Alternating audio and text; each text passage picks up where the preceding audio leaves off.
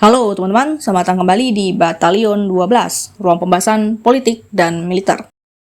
Pernahkah kalian bertanya sebenarnya berapa sih anggaran yang harus disiapkan jika Indonesia benar-benar ingin mengembangkan jet tempur generasi 4,5 secara mandiri? Mari kita hitung bersama. Hal pertama yang harus dipahami adalah bahwa biaya terbesar bukanlah membuat pesawatnya, melainkan mengembangkan teknologinya. Beberapa orang mengira harga satu pesawat tempur modern berkisar antara 70 hingga 100 juta dolar Amerika, sehingga membuat 100 pesawat hanya membutuhkan sekitar 10 miliar dolar. Namun, harga produksi hanyalah sebagian kecil dari keseluruhan biaya. Yang jauh lebih mahal adalah proses sebelum pesawat pertama berhasil lepas landas. Sebuah jet tempur generasi 4,5 membutuhkan teknologi yang sangat kompleks, mulai dari desain aerodinamika agar mampu bermanuver ekstrim, struktur bahan komposit yang ringan tetapi kuat, radar AESA yang mampu melacak banyak target sekaligus, sistem peperangan elektronik, sensor inframerah, data link, kokpit digital hingga perangkat lunak yang terdiri dari jutaan baris kode.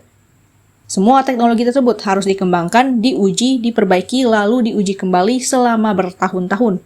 Itulah mengapa biaya riset dan pengembangan selalu menjadi pengeluaran terbesar.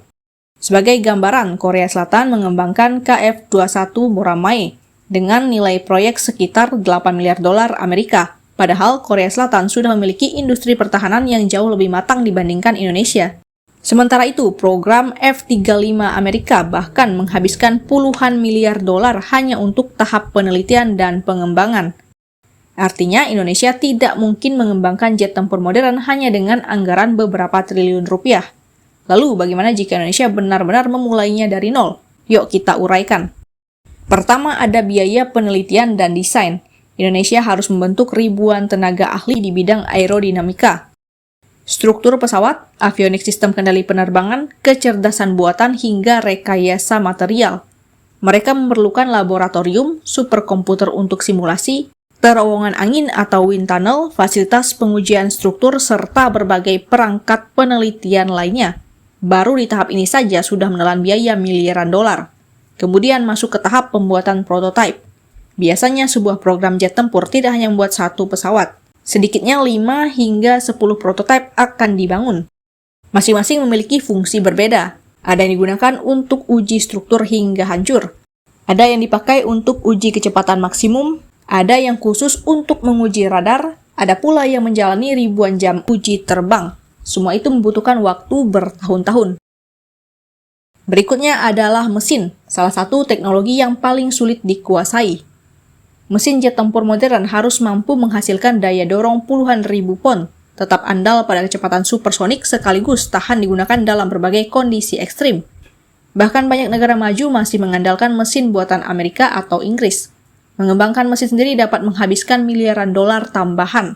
Karena itu, apabila Indonesia ingin menghemat biaya, pilihan paling realistis adalah membeli lisensi mesin dari produsen yang sudah berpengalaman.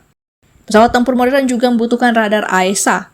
Radar jenis ini bukan lagi sekadar alat pendeteksi, melainkan otak yang mengatur pertempuran udara, mampu melacak puluhan target sekaligus, mengarahkan rudal sekaligus memiliki ketahanan tinggi terhadap gangguan elektronik.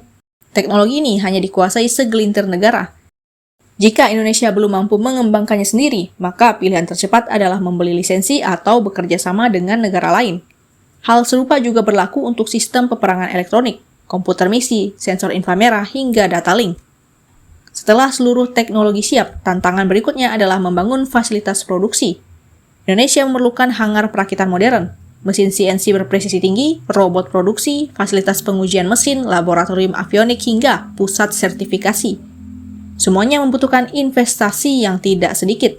Bahkan setelah pesawat berhasil diterbangkan, pekerjaan belum selesai, bos. Pesawat masih harus menjalani ribuan jam uji terbang untuk memastikan seluruh sistem bekerja dengan aman. Dalam proses inilah seringkali ditemukan berbagai kekurangan yang memaksa insinyur mengubah desain, memperbaharui perangkat lunak, bahkan membangun ulang beberapa komponen. Semakin canggih pesawatnya, semakin panjang pula proses penyempurnaannya. Lalu berapa total biayanya?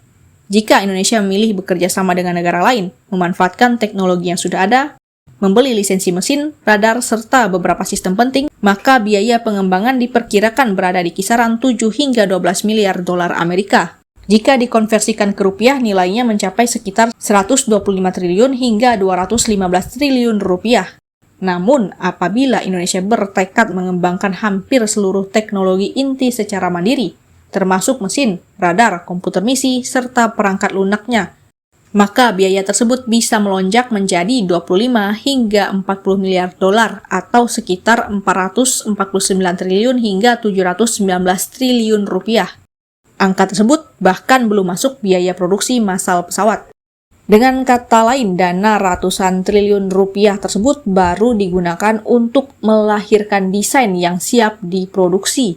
Baru desain, bosku. Setelah itu, setiap pesawat yang dibuat masih membutuhkan biaya produksi puluhan hingga ratusan juta dolar per unitnya. Negara-negara yang kini memiliki jet tempur buatan sendiri tidak langsung berhasil dalam 1 dekade. Mereka membangun industri dirgantara secara bertahap selama puluhan tahun. Korea Selatan memerlukan kerjasama internasional. Turki mengembangkan TFCAN dengan investasi besar dan dukungan teknologi dari berbagai mitra. Bahkan Jepang yang dikenal memiliki industri teknologi sangat maju tetap bekerja sama dengan negara lain dalam proyek pesawat tempur generasi berikutnya. Nah, Indonesia sebenarnya sudah memiliki fondasi melalui PT Dirgantara Indonesia dan keterlibatan dalam program KF21. Pengalaman tersebut merupakan modal yang sangat berharga. Namun, untuk melangkah menuju jet tempur nasional yang benar-benar mandiri, masih diperlukan investasi besar, kesinambungan kebijakan, serta komitmen jangka panjang yang tidak berubah setiap pergantian pemerintahan. Jangan sampai ganti pemerintahan proyeknya malah mangkrak. Ya wassalam kalau gitu. Bagaimana pendapat Sobat Batalion 12? Kita diskusi di kolom komentar.